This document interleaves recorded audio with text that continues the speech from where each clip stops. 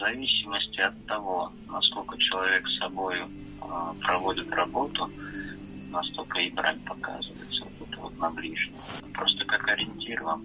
Если у вас постоянно брань на ближнего идет, и вот эти вот мысленные процессы, вот этот диалог непонятный, то это первая причина, что Духа Святаго с вами нет. А ведь это же самое главное, если Духа Святаго нет. Какая разница, кто виноват тогда, если Дух Божий отошел от меня? Я и есть виноват, если Господь ушел, надо искать. И вот Господь смотрит, что вы больше любите, Бога или себя любимого.